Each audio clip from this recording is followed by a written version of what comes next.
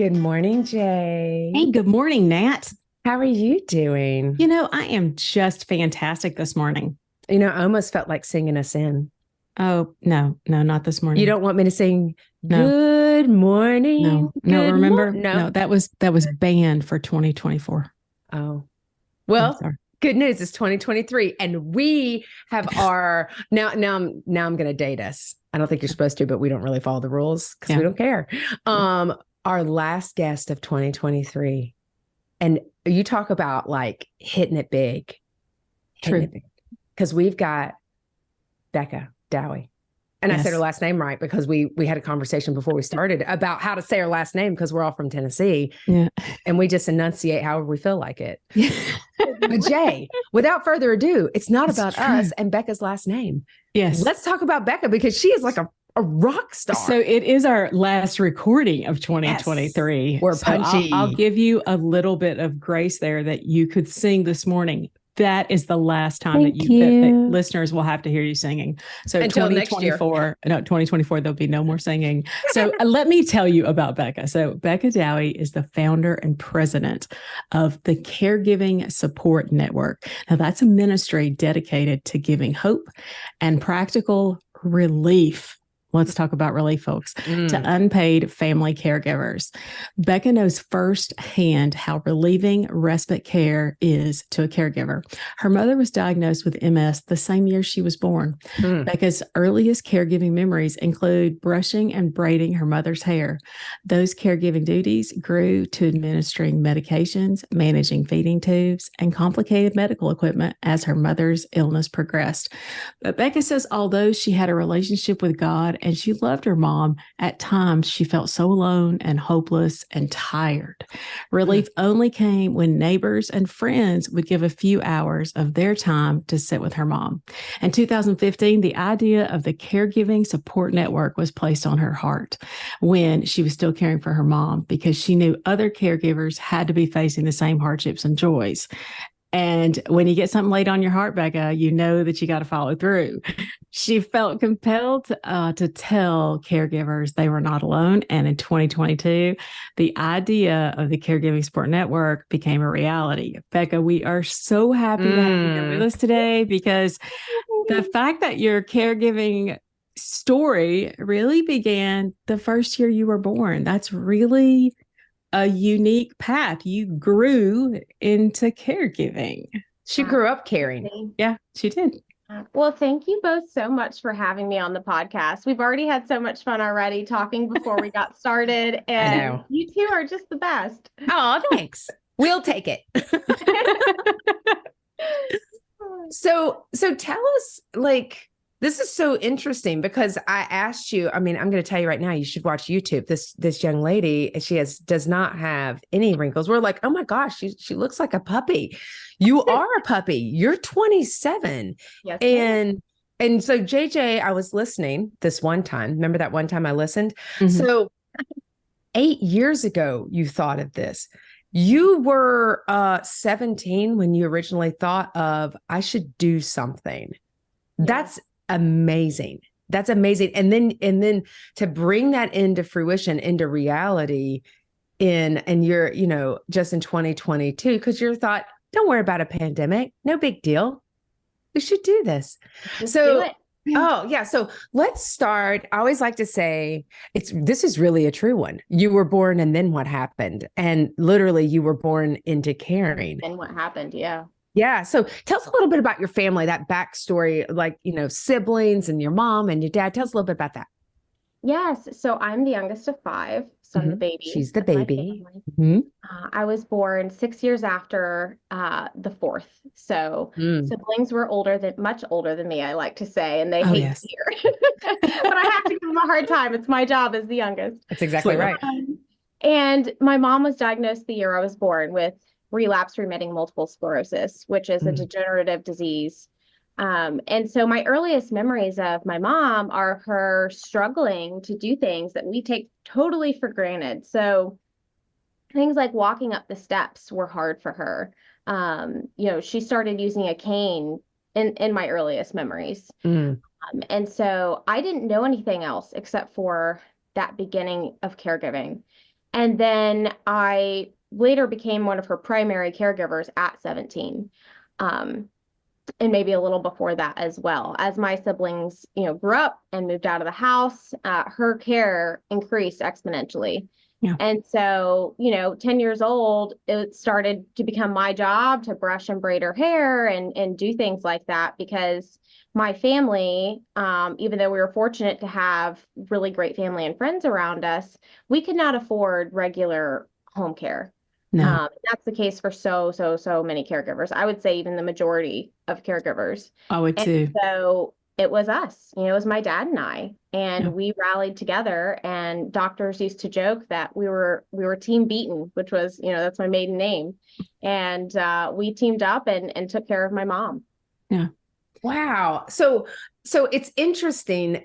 I think you think about, society of 250,000 years ago.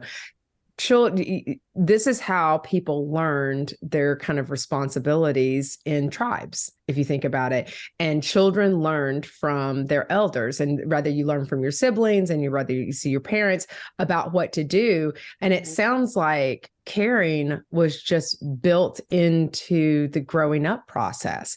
Like I'm assuming you observed your siblings, and then you eventually took over their roles and responsibilities as I would like to, they aged out in the sense of Right. they turned 18, they either went to college or went on to adulthood. And so what was that like, kind of growing up and seeing that? What was the dynamics like tell me the breakdown of your siblings. Like how many boys, how many girls? 2 girls, 2 boys. Okay, so 50-50. Yes. Oldest siblings are twin sisters, twin girls. And then my 2 brothers are 18 months apart. Okay. And so they were all very tight knit. We were all tight knit, right? But there came a time where they grew up, needed to go do their own things. And it just made sense for me, still living at home, to become that person. Yeah. And I love the title of your podcast, by the way, Confessions of a Reluctant Caregiver, because nobody goes into life thinking, I can't wait to be a caregiver for my loved one and watch them go down that path and eventually pass away. That is not anybody's number one desire. Right. On the flip side of that, I felt honestly quite privileged to be the one that got to be at home with my mom the longest. And be able to walk through those, hard days with her. We were best friends. We talk about how caregiving is so isolating, but I got to hang out with my mom, every day, doing the day-to-day. I mean, when I ate something, she ate something, and I fed her breakfast, I fed her lunch, fed her dinner sometimes. And so that is, there's a lot of joy also with caregiving that I love to bring out as well, even though it is very hard, and we obviously recognize how hard it is, which is why we have the Caregiving Support Network. Right. But there's also joys as well that come along with that. So I know that your dad worked, because, most people do need to work and support the caregiving effort, the mission. So your dad works, your siblings have kind of moved on. So tell me about you, because you're younger. So what about your education, socialization with kids your age? Because I'm thinking, okay, you're in the house, you're making sure your mom's got meals.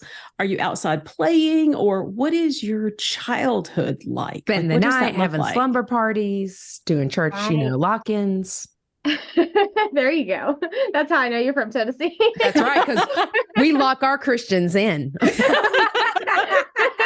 You have those all-night prayer meetings, right? That's right.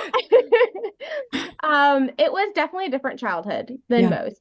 And I was blessed to have at least some friends who understood.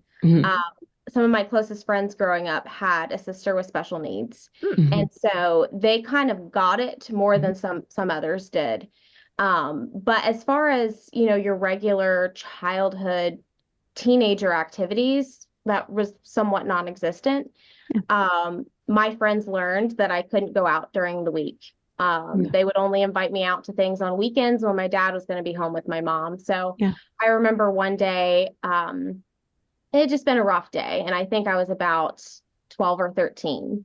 And I remember just looking out at the creek near my house and just thinking to myself, I wish I could just go play. Like I wish I could just be free to run around. And I had days like that, don't get me wrong. Yeah. But it was definitely one of those things where you almost feel, and I've heard so many caregivers say this, and they feel guilty saying this. So I just want to say it for them and be their voice. Sometimes there's that feeling of being trapped. Even though you love your loved one, I wouldn't have traded what I got to do for my mom for the world. I really wouldn't, even looking back. But there are still those moments where you just feel like, I have to be here. You feel like you're boxed in and there's no relief, there's no outlet. Yeah. And I remember praying during those moments saying, God, I just need a break or else I feel like I'm going to snap. And this is as young as, 12 and 13. Yeah. Like, I feel like if I don't get a regular day just to go out and not worry about stuff and just even an hour, I just want to go play outside. And the next week we'd have a neighbor drop by and say, hey, I'm going to sit with your mom. Why don't you go outside for a couple hours? Yeah. And it's something that you take for granted unless you're caregiving. And so, at the Caregiving Support Network, we're talking to caregivers every day who are facing a similar feeling of being alone, that nobody understands. I often felt like my peers don't really know what my day-to-day is like. They kind of know, like they might have their own experience with their grandmother or their kid sister or whatever, but they don't really understand that my day-to-day is so different from theirs. My day was totally geared around my mom. So wake up in the morning, feed her breakfast. At 10, she has her first round of medications. At noon, you blend up her meal for her feeding tube, you do the catheter, I could go through the whole list. But that in another sense was also very stressful because you're a kid. And even when you're not a kid, dealing with all these complicated medical procedures could be scary. Did you homeschool? Yeah, I was getting ready to ask. Yeah, I did. You did. Okay. Was I did college online as well, so I could stay home with her. Yeah. Wow. So was the homeschool intentional by your parents as a and this is like this is like judgment free. I mean, you do what you got to do. I mean, we're from a family in East Tennessee, and we didn't have tons of money, and our family. I feel like that's a little bit of Tennessee, but I think our friends in West Virginia and our rural areas will say, especially, and this is why I have a love of rural area. I did rural social work for my master's, is because rural areas take care of each other differently, especially faithful communities where we've got, you throw a stone, there's a church there. It's natural. It's of course you're going to take care of one another. But was it intentional by your parents to say, we're going to homeschool because we've got to? So my parents were all in on the homeschooling before mom got sick. Okay. So I joked she practiced on my siblings, and by the time she got to me, she knew exactly. She was an expert. I loved it. I always loved learning. I'm very much I love diving in and learning things on my own. So it really worked with my personality and my learning style. So moving into a college degree and earning that online felt very seamless for me. Wow. So I would, prop mom up in bed behind me and do my homework, do my classes. And that's how we did it. Wow. I think there's so many, I think there's people out there be like, that doesn't seem fair. And do you ever feel like, and this, I just don't know the answer to this. Do you ever feel like, well, that's not fair. I wanted to go and have that, on campus experience. I missed that, or I missed, because I know our neighbor where we lived before, they homeschool their daughters, and they're perfectly, they played volleyball and they did all the normal homeschooling stuff, and they had their own puppy schools and they had sports and stuff like that. And they were able to engage, the community engaged with each other. Do you know what I mean? And so did you ever feel like, and maybe, I don't want to put words in your mouth. Did you ever feel like, I wish I had had the opportunity to go to public school so I could be bullied? I'm sorry. I loved being homeschooled. I really did. I think where sometimes I would have those feelings of maybe this isn't fair. And this is, by the way, not a reflection on my parents at all. Like we were all in this together. Right. But sometimes I felt like where I said my peers didn't quite understand what I was going through. I felt like I feel like I'm the only kid, like the only person going through this, and later as a young adult, like no one understands my day to day. And yeah, it does feel kind of unfair sometimes. Yeah. Just being completely raw, and I feel like it's important to be unfiltered when it comes to that kind of thing. Like it would be easy for me to say that every day I woke up with a great attitude, and every day I'm like, I love doing this. And This is great. I love this dumpster fire. This is super fun. exactly. I love this feeling of burnout. It's great. Yeah. But I think it's just important to share those raw feelings, which is another reason I love your podcast, because so many caregivers feel like they have no voice to say that. Right. Absolutely. And, we started looking into the stats before we actually started this nonprofit. And it was very mind-blowing to me because, like I said, I figured there were other caregivers out there. I knew there had to be because my friends were, dealing with their sister and things like that and caring for her. But at the same time, you feel so isolated. You feel like you're the only one in the entire world going through this. And my dad would say the same thing as an older adult caregiver. And so we looked at the stats, and it's 1 in 5 Americans are caring for someone. And it's like, wait, there's a lot of us. If you know 10 people, you probably know 2 caregivers. And that's just mind blowing. It's such a hidden community, but it's such a large community at the same time. And so, we've been blessed to connect with caregivers all over the country. And while their stories are unique as far as to who they're caring for and what their special set of circumstances, there's also a lot that we all have in common. And it's a lot of times people have caregiving plopped in their lap. We have one woman named Bonnie who her parents passed, and she had to leave her life completely, her job, her career, her house, just leave it and move all the way across states to care for her brother. And she had no caregiving experience. She didn't know what to do. And all of a sudden you're taking care of someone with complicated medical issues. And so I feel blessed in a lot of ways that I got to grow up into it. And so I got to learn as I go, but that's a luxury that a lot don't even have. Yeah, absolutely. Let me ask you this. So as you've grown into the nonprofit, but even before then with friends, I know you said you have one set of friends who has a sibling that has differing abilities. Has it given you a different perspective when somebody comes in and says, oh my gosh, I didn't get tickets to this concert I really wanted, or oh my gosh, they were out of this at the store, or they didn't get my pants or something. They didn't. What perspective does that give you? Because we had a guest on, it was Jordan Peace this past year. And I know he said, his mom had cancer, and he said he would have friends, he'd go to school and they'd complain about something. And he'd be like, my mom has cancer.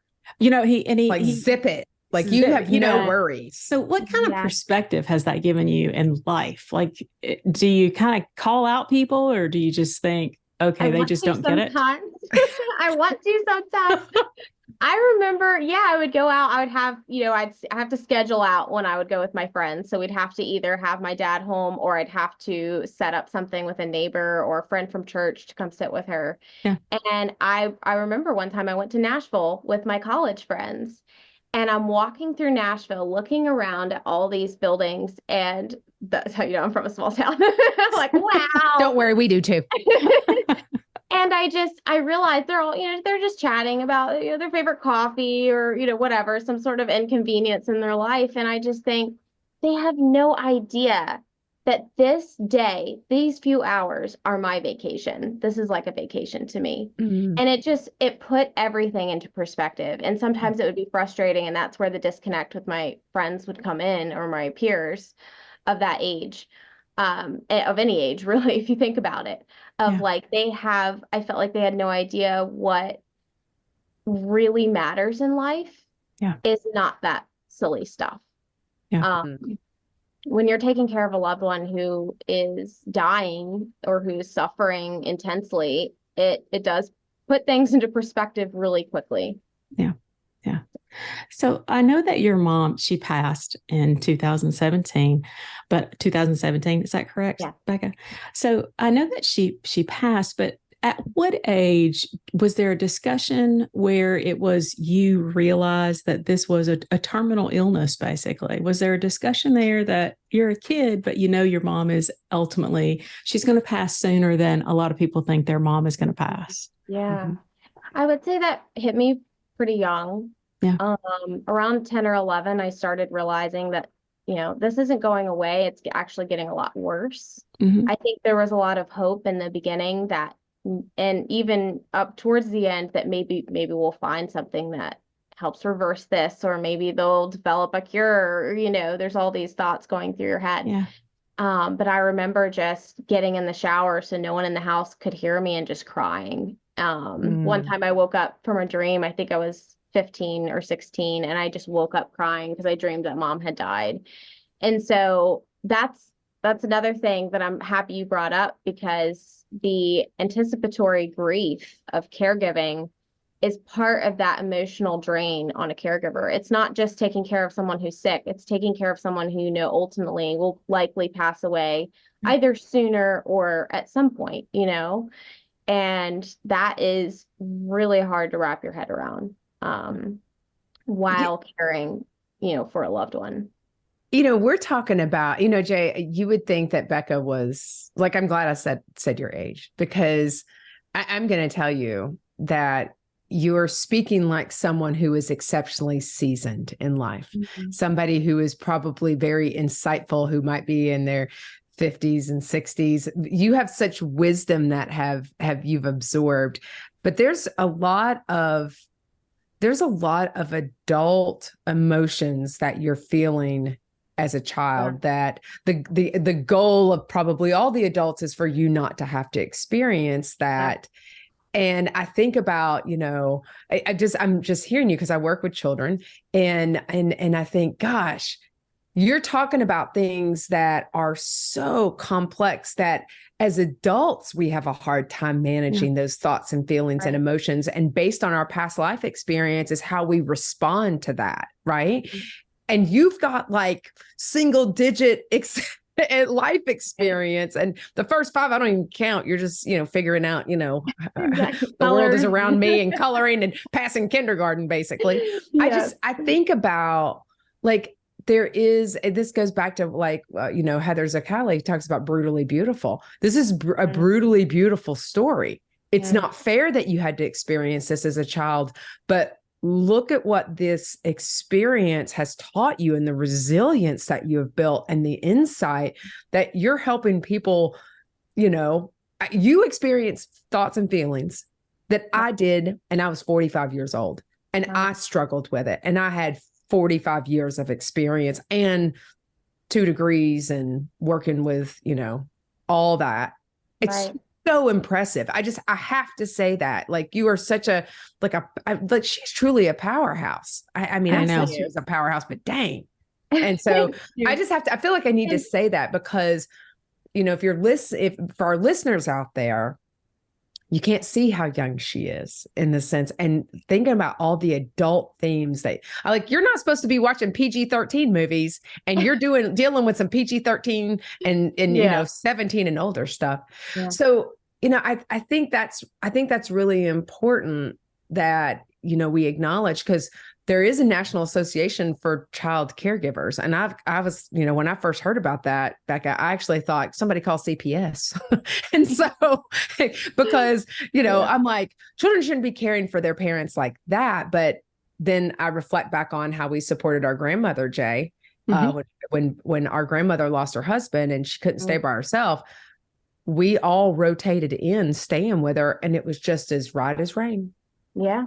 Very normal. I think too, I'm not saying every child should have as much weight of responsibility. I wouldn't wish that on a child.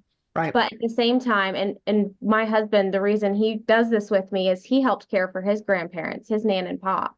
Yeah. And, our board, the people on our board all have caregiving experience, and all the staff, all the volunteers, we all have caregiving experience. And I think, and a lot of us as children, and I think that there is something beautiful about caring for a loved one in your home, if you can, and including the entire family, because you see life in a different way. You understand what is important about life. You understand, this is going to sound weird, but the beauty of disability, um, and what people with disabilities have to offer and to teach us, that sometimes when we ignore that and push that away and avoid that because it's painful and it's sometimes usually not fun to deal with, we are missing out.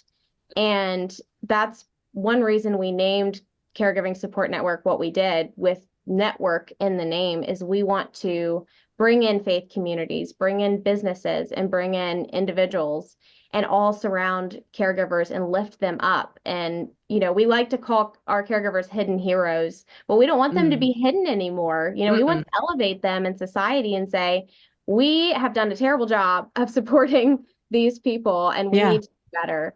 And that happens practically. So. Becca, I love when you wrote your background, and then you also you said it a little earlier that you and your mom are best friends, that you all had a really special relationship. I know at one point that she was nonverbal, but you still laughed, you watched TV, things like that together. Yeah. Did you all talk about the disability, about what was coming in that stage of anticipatory grief? What did you all what did she share with you? What were those times? I love that question. That's making me think. I don't know that we ever really had let's sit down and talk about what's going to happen. I think it was so understood just because the level of care that continued to increase until the end. Our family was very hyper aware that is what was happening. Okay.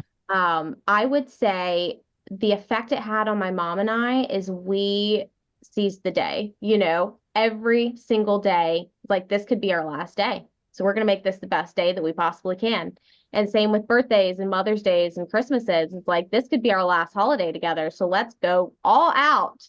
And that perspective on life has probably been one of the most precious things I've taken from caregiving. And so I don't think we ever truly had that kind of conversation. I think those conversations definitely happened between my dad and I a little more as the caregiving team. When we were alone, we would talk about, how mom's going to pass and commiserate and grieve together. We really were, a team. And I joke that we have this trauma bond, my dad will always be, so we'll always be very close because of that. And so, it was something we were always very aware of, but it's also something that made us focus on the little things and trying to find joy in those little moments, whether that's making our favorite dessert on a Monday or, watching a really funny old comedy and just laughing and kind of letting go of all the stress. You have to find the joy where you can when you're going through something like that. Yeah, absolutely. Absolutely. I have so many things in my head. Let me ask you this. When you talked about doing some pretty complicated stuff, right? In the sense of related to your mom's care. Yeah. And so whether it's feeding tubes or having the responsibility of feeding and caring and whether it's various kind of activities of daily living that she needed support. Because as her illness progressed, she needed additional support. And so did you have any medical people who came in and taught you how to do that? So yes and no. We were primarily self-taught, my dad and I. We did a lot of Googling and research. Thank God for the internet. Thank God for you being the youngest, because your older siblings are like, we didn't really have the internet like that. They didn't. Thank you, YouTube.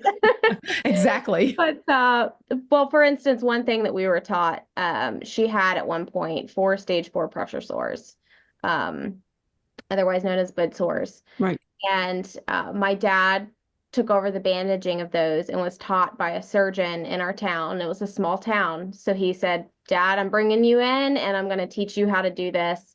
And at the end of, her going in there regularly, he said, just as much as my nurses on how to bandage these wounds. And so the year that she passed in December, and I think it was January or February of that year, she had her colon twisted, and we had to go into the ICU at Vanderbilt. And the nurses came over, and her care at that point was as complicated as it got. And they said, well, who bandages these bed sores? And Dad said, well, I do. Like, well, who cares for her feeding? Do you buy her food? Who does all that? And he said, well, my daughter and I do that.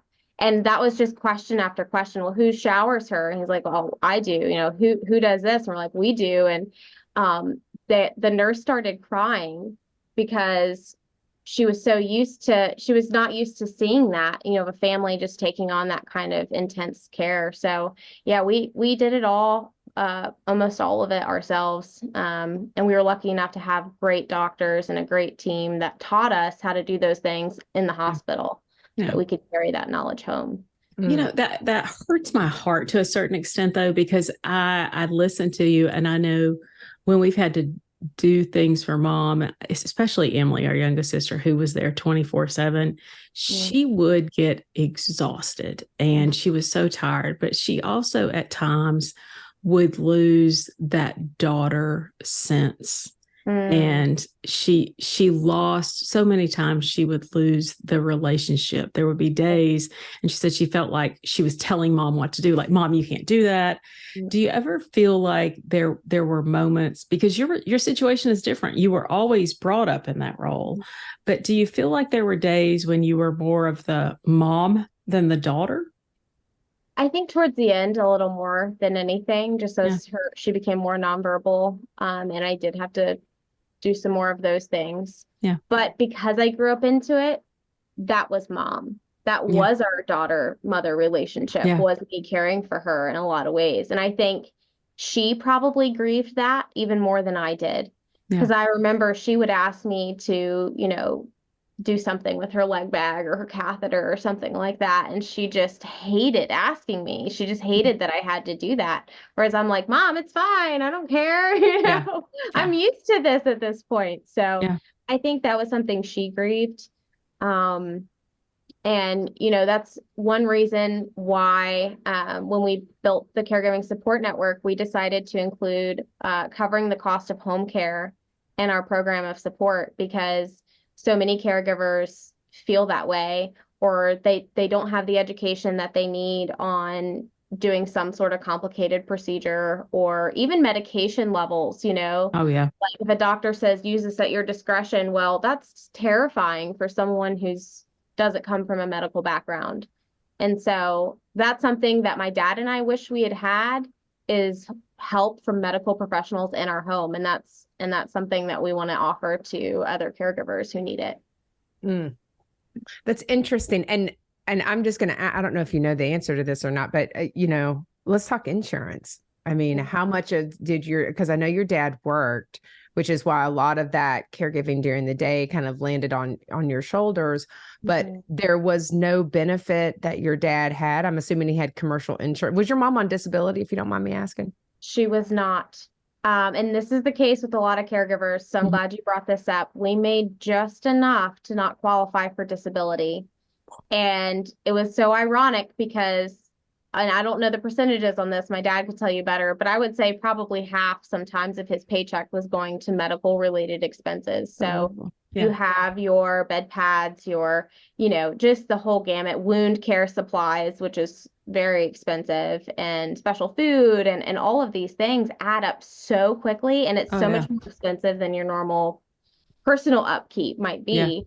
And, but that's just not how the government looked at things. And so, that's another reason Caregiving Support Network was born, because we felt like a nonprofit, a ministry was the answer to that gap that comes from state funding. No one knows caregivers, better than other caregivers. Now that's the facts. I'm not going to lie to you though. I do think it's the government's responsibility because we pay taxes. So that's one of the things that would sorry. That's a fire for us. That's I think a fire that is for us for sure. There's so many things. That is a big fire for us. There are programs out there, or there are answers out there, but the way that you have to dig, and if you don't ask the right question, you won't get the answer. it's not freely given. And when people have to choose, it's so hard for me to believe that people have to choose, okay, I'm going to choose food, or do I choose food, or do I choose, depends, or not Right. even that, but, incontinence items or medication over paying my light bill. Right. And you're like, how do you make that decision?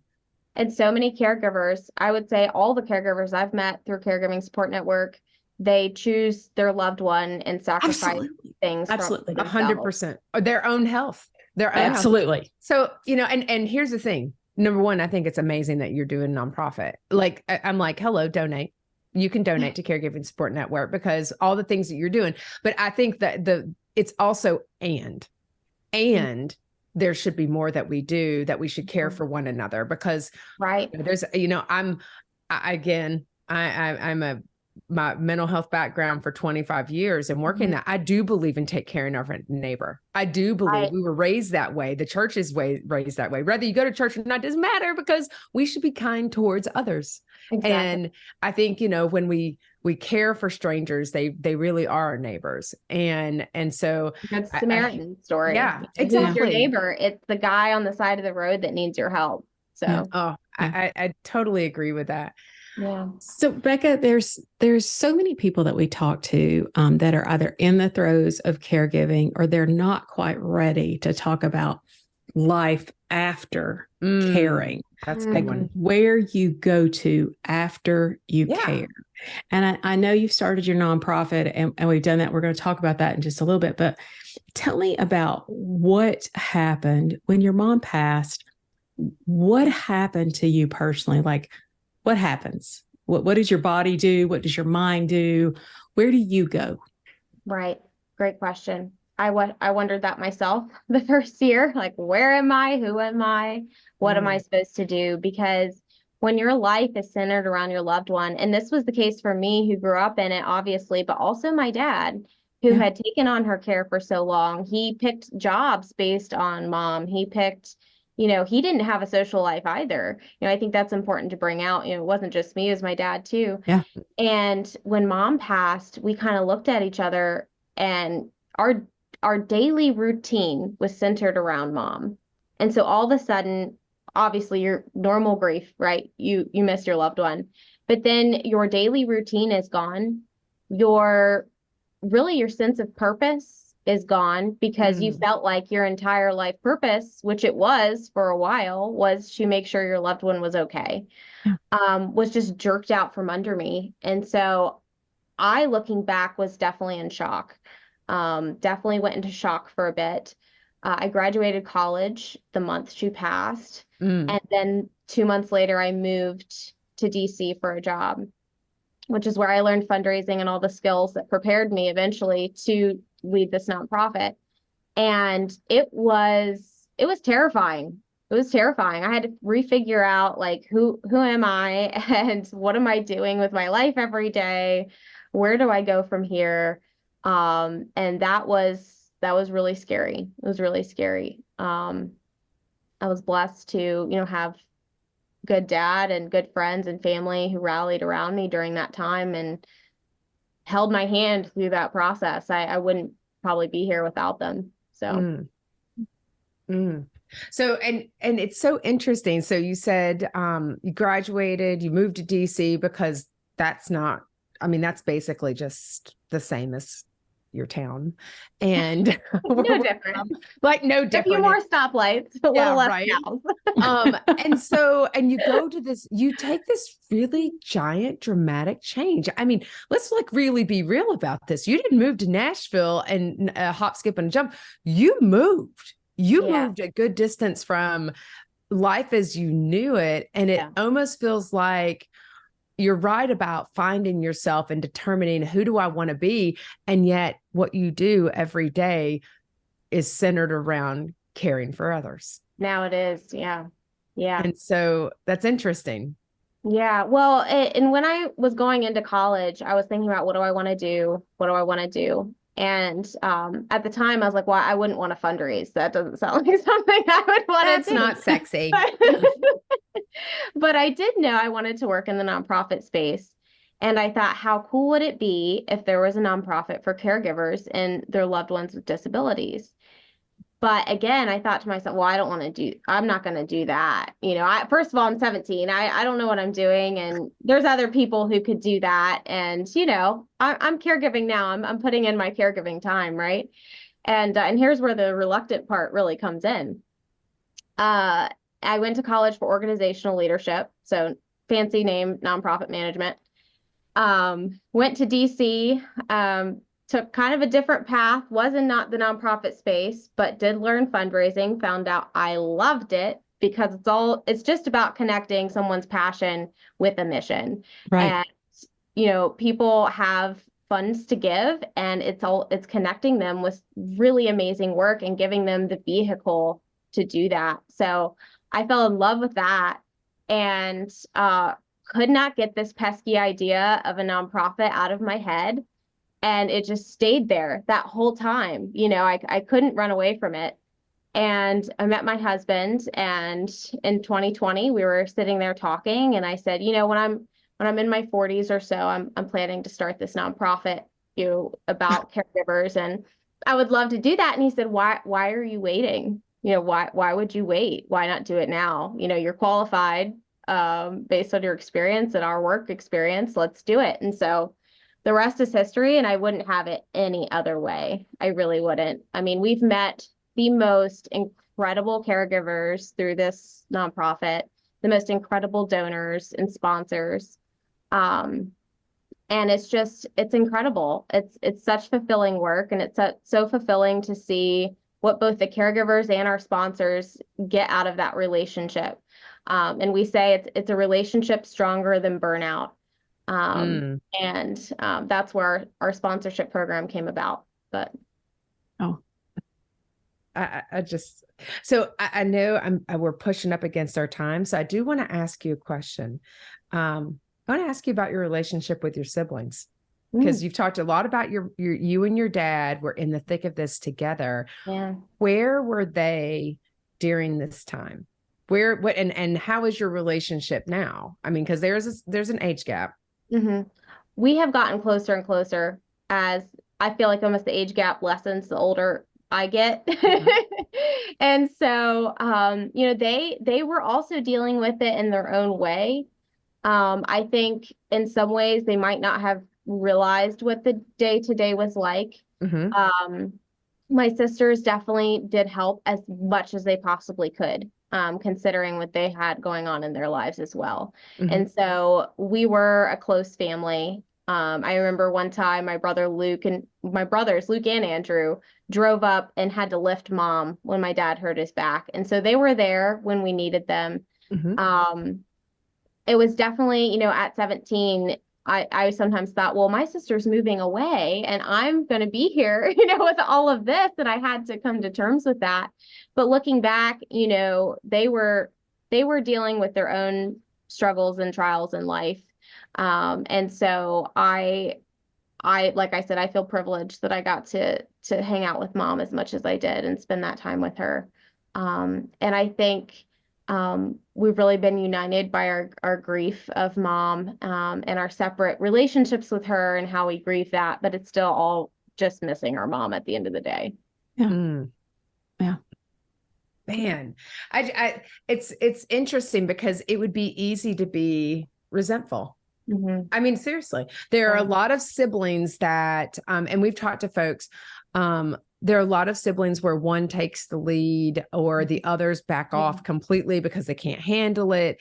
And, I think it takes, and JJ and Emily and I have gotten into it. We talk about it. We've got the end of year kind of reflections and resolutions and caregiving for us. Right. 'Cause, we go on and we're thick as thieves, but we get on each other's nerves at times. JJ is clearly, you can tell JJ's in charge. She has that look of in charge. Yes. So that is my voice of zip it. When she does that, I that is like a beacon. I can hear that from China. Do you want me to say your name? I say, don't say it.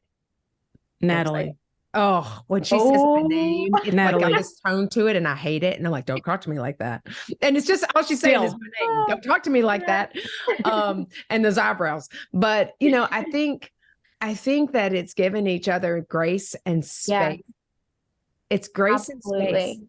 And I was blessed to have siblings who loved mom and wanted to help where they could. Whereas we talk to caregivers at Caregiving Support Network who they either don't have siblings or their siblings don't understand, and so they've left it all on one. That happens more common than not. That's more Right. common than not.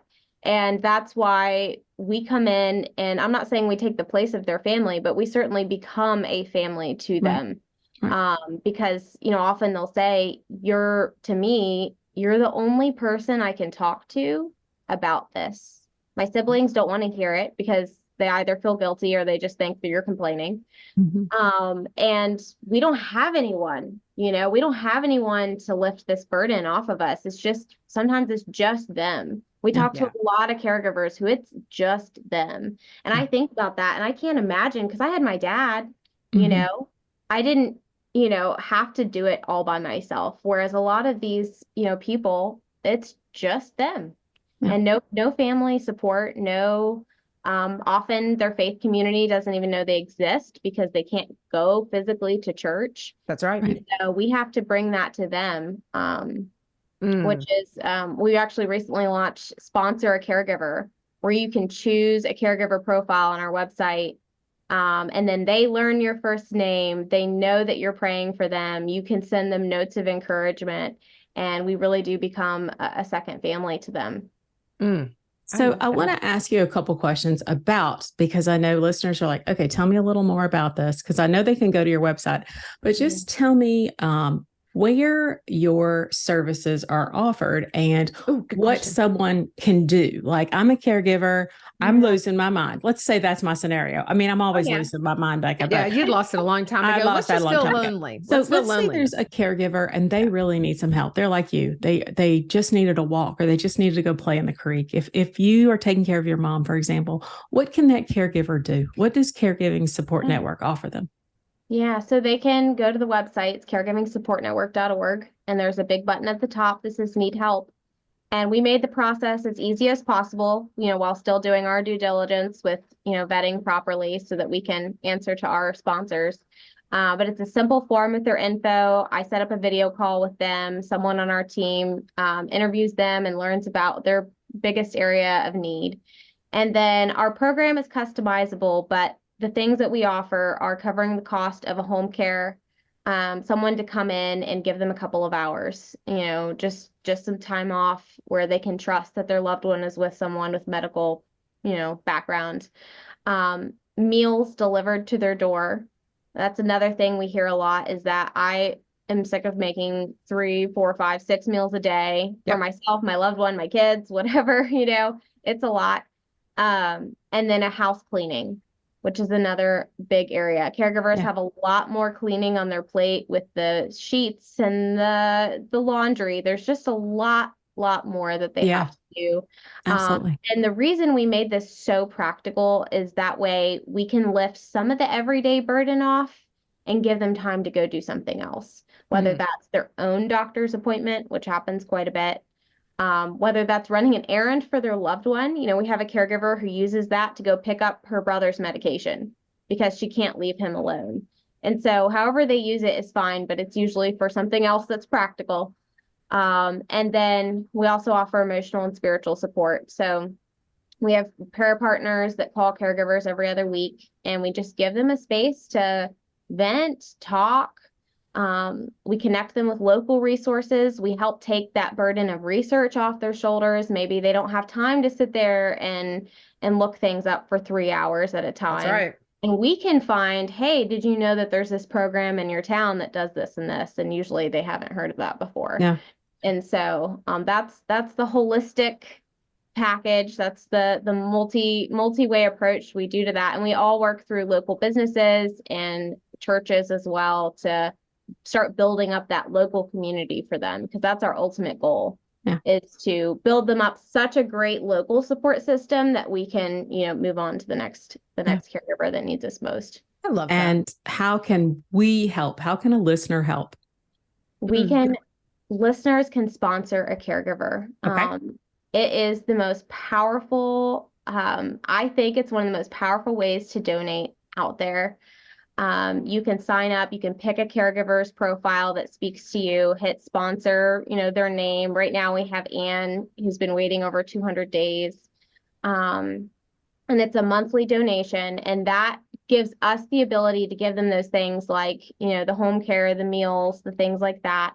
And then they'll know your first name. So they would know, JJ, and we'd get to send you personal updates on them. And then you could send them a note if you felt led to do so. The level of involvement is really up to the donor, but it is truly, truly powerful thing. And we've seen how transforming that can be. Even just a phone call saying, hey, someone is thinking about you. Someone's praying for you. Yeah. I've seen the change in their mental health and in their lives. It affects every area. I love this. Gosh, man. And it's so sad because right now, like, I didn't stop us because we were having too much fun, but our time is like at our end. And I'm like, okay, ask your question. You can ask yours. To come back. So Becca's going to have to come back because we love her, and she is an honorary younger sister. And it's true. Just going to make us look good. Oh yeah, girl, you are totally. Well, Natalie, I hate to break it to you. Like, I could have been 23. She could conceivably be my daughter. Oh, that's awkward. That's awkward. He's just a number. Words of wisdom from our younger folks. Now I'm putting her. She is a sister. Now I'm putting her in my will. Now she's in your will for sure, Jay. Okay, Becca. Here is the last favorite question of the sisters. Okay, because JJ did ask a good one. Okay. What is your favorite guilty pleasure? What is the thing that you love to do just for yourself? Wow, that's such a good one. I think probably is listening to music. Ooh. It is, and chocolate. We can throw that one in there. Oh, yeah. Ice cream, chocolate, all that good stuff. I have a huge sweet tooth. I got that from my mom. We would sit there and eat candy together, and we'd make it through half the bag. That's okay. I support you. Do you dance when you listen to the music? You can dance by yourself. It's okay. Do you do the dance or do you just listen? But yeah. There is no requirement for dancing. Perfectly okay. You will not see that on this video, but but yeah. This has been such a wonderful time that we've had with you. I can't believe we're already done. Do you see why we go longer? Because we just sit here and chat like girls. And so, we will definitely have you back. We are going to have all of Becca's contact information along with the Caregiving Support Network so that you can donate or you can sponsor a caregiver. And Becca, thank you so much for blessing us this morning. This has been so good. So good. Thank you for having me on. This was so much fun. Oh, awesome. All right, guys, until we confess again, we'll see you next time. Thanks. Bye-bye.